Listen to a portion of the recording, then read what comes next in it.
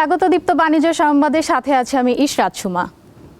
বাংলাদেশের হারানো বিলিয়ন চোখের সামনেই চুরি নামে একটি তথ্যচিত্র প্রকাশ করেছে লন্ডন ভিত্তিক সংবাদ মাধ্যম ফিনান্সিয়াল টাইমস। এতে দাবি করা হয়েছে সাবেক প্রধানমন্ত্রী শেখ হাসিনার ১৫ বছরের শাসনামলে ২৩,৪০০ কোটি বা $২34 বিলিয়ন পাচার হয়েছে। বিশেষজ্ঞরা বলছেন, পাচার হওয়া অর্থের গন্তব্য জানা ও পাচারের সপক্ষে শক্তিশালী প্রমাণ উপস্থাপন ছাড়া তা ফেরানো কঠিন কাজ। লন্ডন ভিত্তিক ফাইন্যান্সিয়াল টাইমস বা এফটির তথ্যচিত্রের শুরুতে দেখানো হয়েছে শেখ হাসিনার পতনের প্রেক্ষাপট। এতে বলা হয়েছে, শেখ হাসিনা ও তার ঘনিষ্ঠদের দুর্নীতি এবং দেশের বিপুল অর্থ বিদেশে পাচারের খবর দেখে সাধারণ মানুষ ক্ষুব্ধ হয়ে উঠেছিল। তথ্যচিত্রে দাবি করা হয়েছে, দুর্নীতির সাথে শেখ হাসিনা, তার বোন শেখ রেহানা ও রেহানার কন্যা, যুক্তরাজ্যের লেবার পার্টির এমপি ও সাবেক মন্ত্রী টিউলিপ সিদ্দিক জড়িত। এফটির সাংবাদিকরা যুক্তরাজ্যের সাবেক ভূমিমন্ত্রী সাইফুজ্জামান চৌধুরী ৩০০টির বেশি সম্পদ পেয়েছেন। অন্তর্বর্তী সরকারের বরাতে তথ্যচিত্রে বলা হয়েছে, ২০০৯ থেকে ২০২৩ সাল পর্যন্ত প্রতি বছর $১,৬০০ কোটি পাচার হয়েছে। বাংলাদেশের গ্রামীণ দারিদ্র্য দূর করার ব্যাপারে ইসলামী ব্যাংকের ভূমিকা ছিল সর্বোচ্চ। সেই ধরনের প্রতিষ্ঠানকে এইভাবে গলা টিপে হত্যা করা কোন দেশপ্রেমিক মানুষের কাজ হইতে পারে না। এটা একটা, আমি বলবো যে শুধুমাত্র লুটপাট নয়, এটা হচ্ছে একটা দেশদ্রোহী, মানে দেশ ধ্বংস করার একটা প্ল্যানের অংশ হতে পারে এটা। প্রতিবেদনে দাবি করা হয়, এস আলম গ্রুপ বাংলাদেশ থেকে প্রায় $10 বিলিয়ন বা তার বেশি অর্থ বের করে নিয়েছে। তবে এসব সম্পদের সঠিক গন্তব্য জানা যায়নি। এগুলো অত্যন্ত ক্রিটিক্যাল সমস্যা এবং এর জন্য দরকার ওইসব দেশের রাষ্ট্রায়ত্ত সংস্থাগুলোর সহায়তা, ওই দেশের আইন কাঠামো যারা বুঝেন এবং আমাদেরকে যারা সাহায্য করতে পারেন তাদের সহায়তা লাগবে, এবং উপর্যুপরি আমাদের দেশ থেকে আমরা কি পরিমাণ এভিডেন্স দিতে পারি এবং কিভাবে আমরা সেগুলোকে পার্সু করতে পারি। তথ্যচিত্রে টাকা পাচারের ক্ষেত্রে ওভার ইনভয়েসিং ও আন্ডার ইনভয়েসিং এর কথা বলা হয়েছে। এতে প্রধান উপদেষ্টা ডক্টর মোহাম্মদ ইউনুস জানান, ব্যাংকিং খাত ও ব্যবসায়িক খাত মিলিয়ে মোট $234 বিলিয়ন মতো লুটপাট হয়েছে। এই হিসাবটা যদি ঠিক হয়ে থাকে তাহলে it is exactly the half of our GDP. আমাদের যে বার্ষিক যে জিডিপি গ্রস ন্যাশনাল প্রোডাক্ট তার অর্ধেক। সেই হিসাবে দেশের জন্য কিন্তু একটা বড় ক্ষতি। এইভাবে করে টাকা পয়সা বাইরে চলে যেতে সাহায্য করা, এটা যেন না হয়, সেই ব্যাপারে সব দিক থেকে নজর রাখতে হবে। তথ্যচিত্রটি শেষ করা হয় বৈষম্য বিরোধী ছাত্র আন্দোলনের অন্যতম সমন্বয়ক রাফিয়া রেহনুমা রিদির একটি বক্তব্য দিয়ে। তিনি বলেন, শহীদদের কাছে দেয়া প্রতিশ্রুতি পূরণ করতে না পারার শঙ্কা দেখা দিয়েছে। শাহরিয়ার ইমন, দীপ্ত সংবাদ, ঢাকা। দেশের প্রধান পুঁজিবাজার ঢাকা স্টক এক্সচেঞ্জ ডিএসইতে সপ্তাহের চতুর্থ কার্য দিবসে সকাল থেকে সবগুলো মূল্যসূচকের উত্থানে লেনদেন শুরু হয়েছে। সেখানে আছেন সহকর্মী শাহরিয়ার ইমন, সরাসরি যুক্ত হচ্ছেন তিনি। ইমন, আজ সকালে বেশিরভাগ শেয়ারের দাম বেড়েছে, এই মুহূর্তে কি পরিস্থিতি আমাদের জানান।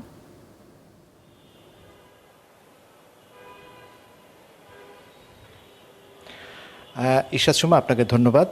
আমি দেশের প্রধান পুঁজিবাজার ঢাকা স্টক এক্সচেঞ্জের লেনদেনের মাঝে রয়েছি। প্রথম 3 ঘন্টার লেনদেন পর আমরা এখন দেখছি সূচক আপনার ডিএসইএক্স সূচক আপনার 8 পয়েন্ট বেড়ে মোট সূচকের পরিমাণ অবস্থান করছে 5,518 পয়েন্টে। সুমা, আমরা যেটি আপনি বলছিলেন আমাকে যে সূচক আমরা সকাল থেকেই আসলে দেখছিলাম যে সূচকের অব্যাহত ওঠানামার মধ্যে দিয়ে কিন্তু লেনদেন চলছে। আমরা বাজার বিশ্লেষক এবং বিনিয়োগকারীদের সাথে কথা বলছি, তারা বলছেন যে বাজারে খানিকটা মিশ্র অবস্থা বিরাজ করছে এবং একই সাথে খানিকটা প্রফিট টেকিংয়ের চাপও রয়েছে বাজারে। আমরা যদি বেশিরভাগ কোম্পানির শেয়ারের দিকে তাকাই, আমরা দেখছি যে আজ লেনদেন হওয়া বেশিরভাগ কোম্পানির শেয়ারের দর বেড়েছে। আমরা দেখছি আজকে প্রায় 202টি কোম্পানির শেয়ারের দাম বেড়েছে, আর দাম কমার তালিকায় রয়েছে 105টি এবং দামের কোনো তারতম্য ঘটেনি 87টি কোম্পানির শেয়ারের ক্ষেত্রে। আর লেনদেন ভলিউমের কথা যদি বলি, লেনদেন ভলিউমে আমরা এখন পর্যন্ত দেখছি যে প্রথম 3 ঘন্টায় দেশের প্রধান পুঁজিবাজার ঢাকা স্টক এক্সচেঞ্জের লেনদেন প্রায় 450 কোটি টাকা ছাড়িয়ে গেছে। আমরা লেনদেন দেখছি প্রায় 448 কোটি টাকায় পর্যন্ত লেনদেন হয়েছে। সুমা, এক্ষেত্রে আমরা যদি গতকালকের বাজারের দিকে একটু লক্ষ্য করি, গতকালকের বাজারে আমরা দেখছিলাম যে দিন শেষে লেনদেন হয়েছিল 674 কোটি টাকার শেয়ার। সুতরাং সেই হিসেবে বিনিয়োগকারীরা আশা করছেন, বা ব্রোকারেজ হাউসগুলোর সাথে আমরা কথা বলে যতটুকু জানতে পেরেছি, তারা আশা করছেন যে গতকালের চেয়ে আজকে লেনদেন ভলিউমটি মোটামুটি ভালো হতে পারে। আর যদিও গতকালকে আমরা দেখেছিলাম দিন শেষে দেশের প্রধান পুঁজিবাজার ঢাকা স্টক এক্সচেঞ্জের ডিএসইএক্স সূচক 34 পয়েন্ট বেড়ে মোট সূচকের পরিমাণ দাঁড়িয়েছিল 5,509 পয়েন্টে। তো এখন পর্যন্ত আমরা দেখছি মোটামুটি বাজারে আপনার যেহেতু সকাল থেকে অব্যাহত ওঠানামা ছিল সূচকের, এবং অব্যাহত ওঠানামার মাঝে এখন আমরা দেখছি সূচক খানিকটা ইতিবাচক ধারায় রয়েছে, সূচক 8 পয়েন্ট বেড়ে মোট সূচক অবস্থান করছে 5,518 পয়েন্টে। তো সুমা, মোটামুটি আজকে এই বাজারের পরিস্থিতি এই। আর খাতগুলোর ক্ষেত্রে আমরা দেখছি যে খাতগুলোর ক্ষেত্রে খানিকটা আমরা বলছিলাম যে মিশ্র অবস্থা, তার মধ্যেও আসলে টেক্সটাইল খাতগুলো দেখা গেছে যে লেনদেনের দিকে খানিকটা উপরের দিকে উঠে এসেছে। তো সব মিলিয়ে আসলে এখন পর্যন্ত এতটুকু ছিল দেশের প্রধান পুঁজিবাজার ঢাকা স্টক এক্সচেঞ্জ থেকে। সুমা। ইমন, আপনাকে ধন্যবাদ। জানাবো পরবর্তী সংবাদ। একীভূত হতে যাওয়া 5টি ব্যাংকে প্রশাসক টিম নিয়োগের সিদ্ধান্ত নিয়েছে বাংলাদেশ ব্যাংক। ব্যাংকগুলো হলো ফার্স্ট সিকিউরিটি ইসলামী ব্যাংক, ইউনিয়ন ব্যাংক, গ্লোবাল ইসলামী ব্যাংক, সোশ্যাল ইসলামী ব্যাংক ও এক্সিম ব্যাংক। মঙ্গলবার বিকেলে বাংলাদেশ ব্যাংকে অনুষ্ঠিত বোর্ড সভায় এই সিদ্ধান্ত নেওয়া হয়। বাংলাদেশ ব্যাংক জানিয়েছে, একীভূত হতে যাওয়া ব্যাংকগুলোতে বোর্ডও থাকবে। ব্যাংকগুলোর সম্পূর্ণ একীভূত হয়ে গেলে বোর্ডের বিলুপ্তি ঘটবে। কেন্দ্রীয় ব্যাংক থেকে সর্বোচ্চ 5 সদস্যের একটি করে টিম কাজ করবে।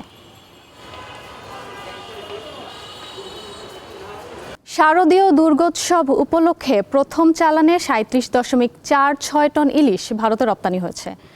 গত রাত 1টার পর যশোরের বেনাপোল স্থলবন্দর দিয়ে 7টি ট্রাকে করে ভারতে ইলিশ পাঠানো হয়। এবার দুর্গাপূজা উপলক্ষে শর্ত সাপেক্ষে বাংলাদেশ থেকে 1,200 টন ইলিশ ভারতে রপ্তানির অনুমোদন দিয়েছে সরকার। এজন্য ন্যূনতম দর প্রতি কেজি $12.5 নির্ধারণ করা হয়েছে। মোট 37টি প্রতিষ্ঠান এসব ইলিশ রপ্তানির অনুমতি পেয়েছে। প্রতিষ্ঠানগুলোকে 5 অক্টোবরের মধ্যে ইলিশ রপ্তানি শেষ করতে হবে।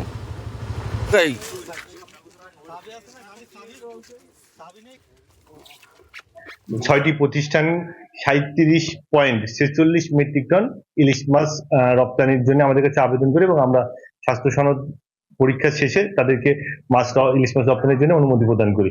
আমাদের এই মাছটা বরিশাল, কুয়াকাটা, পটুয়াখালী ওই দিক থেকে এসছে, বুঝছেন। মোট 1250 মেট্রিক টন অনুমোদন হয়েছে, তারই ধারাবাহিকতায় 4 মেট্রিক টন রপ্তানি হবে। এবারে ইলিশের বাজার সম্পর্কে বিস্তারিত জানতে বরগুনা থেকে সরাসরি যোগ দিচ্ছেন সহকর্মী শাহালি। বরগুনা ইলিশের দাম কেমন দেখছেন আর বাজারের সরবরাহই কেমন দেখছেন?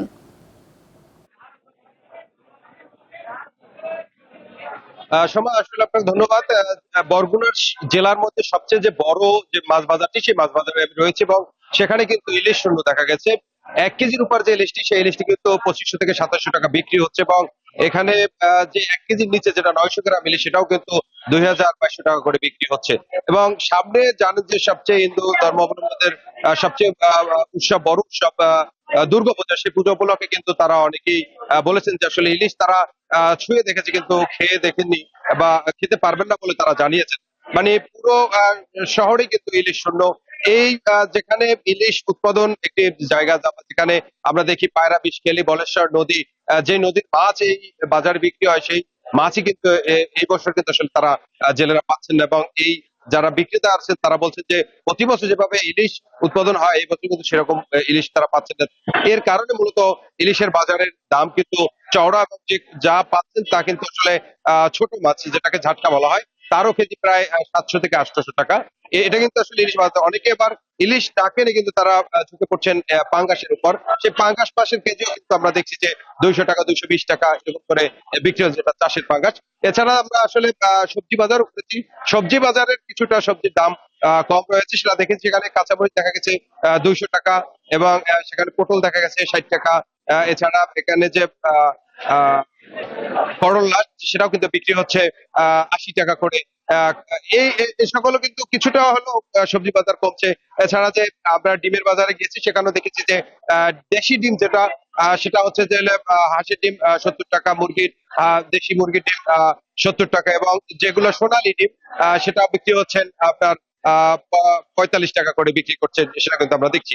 আসলে সব মিলিয়ে যদি বলি মাছ বাজার, ডিমের বাজার এবং নিত্য প্রয়োজনীয় সবজির বাজার, সেখানে সবজি বাজারটা কিছু কম টাকা দেখা যাচ্ছে। এই ছিল মূলত বরগুনার বাজারের আমার কাছে সর্বশেষ তথ্য। সুমা। শাহালি, আপনাকে ধন্যবাদ। জানাবো পরবর্তী সংবাদ। বিশ্বকর্মা পূজা উপলক্ষে ব্রাহ্মণবাড়িয়ার আখাউড়া স্থলবন্দর দিয়ে বন্ধ রয়েছে আমদানি রপ্তানি কার্যক্রম। সকাল থেকে ভারতের উত্তর পূর্বাঞ্চলের রাজ্যগুলোর সঙ্গে সব ধরনের বাণিজ্য বন্ধ রয়েছে এই স্থলবন্দর দিয়ে। তবে বাণিজ্য বন্ধ থাকলেও যাত্রী পারাপার ও কাস্টমসের দাপ্তরিক কার্যক্রম স্বাভাবিক রয়েছে বলে জানিয়েছে ইমিগ্রেশন ও কাস্টমস কর্তৃপক্ষ। আগামীকাল সকালে ত্রিপুরায় মাছ রপ্তানির মধ্যে দিয়ে ফের বাণিজ্য কার্যক্রম শুরু হবে বলে জানিয়েছেন আখাউড়া স্থলবন্দরের মাছ রপ্তানিকারক অ্যাসোসিয়েশনের সাধারণ সম্পাদক মোহাম্মদ ফারুক মিয়া।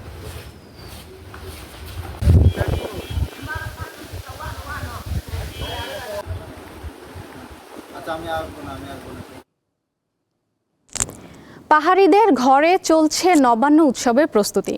নতুন ফসল ঘরে তুলতে ব্যস্ত সময় পার করছেন বান্দরবানের জুম চাষিরা। হাড়ভাঙা পরিশ্রমের পর এখন খুশির বন্যা তাদের মাঝে।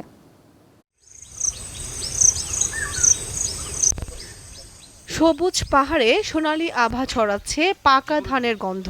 আবহাওয়া অনুকূলে থাকায় বান্দরবানের পাহাড়ের ভাঁজে ফলন ভালো হয়েছে। নতুন ধান ও অন্যান্য ফসল ঘরে তুলতে ব্যস্ত জুম চাষিরা। জুমের সাথী ফসল হিসেবে তারা চাষ করছেন কলা, হলুদ, ভুট্টা, মরিচ, মারফা, কুমড়া সহ বিভিন্ন ধরনের ফসল।